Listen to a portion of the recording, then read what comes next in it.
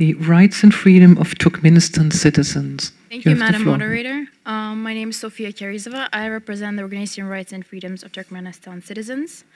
On February 12, 2022, the former President Kурбангулы Бердымухамедов announced his intention to resign and call for snap elections. In violation of the Electoral Code, early elections were scheduled for March 12, 2022.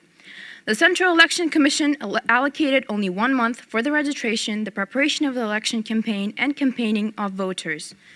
In violation of constitutional norms, all these so-called urgent manipulations were implemented, launched at the initiative of the former president, with the objective to limit the ability of other candidates, including those that reside outside the country due to political persecution, who intended for the post of the head of the country and conduct an election campaign. In fact, only one candidate for the presidential election has been brought up to the citizens of the country, the son of the former president, Serdar Berdimuhamedov.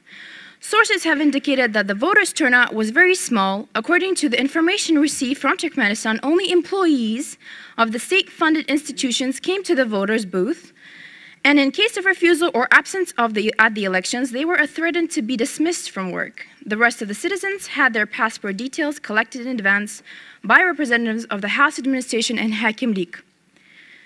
School students, at the request of teachers and school principals, brought the passport details of their parents and handed over to the class teacher. All collected data was subsequently used in favor of the vote for Serdar Berdimuhamedov. Furthermore, video evidence shows how Central Television transmitted a segment where a single citizen threw a pile of signed ballots into the ballot box. Citizens abroad were also forced to vote for Serdar Berdimuhamedov. Instead of one, citizens were given several ballots for a signature. In Russia, the Embassy of Turkmenistan provided 2 or more ballots for signature to students who were forced to come from Moldavia and other regions. Employees of the House Administration and Hakimliks went around houses in the neighborhoods with forceful requests to vote only for Serdar Berdimuhamedov. As a result, the son of the former president of Turkmenistan became the head of the country, and the citizens of Turkmenistan and the international community witnessed and are forced to accept the recognition of hereditary transfer from father to son, in other words, a model of feudal states in Central Asia.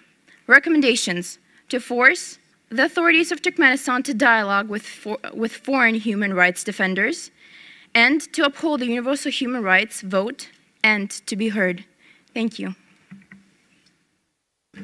Thank you. Adam yolu, adam yolu.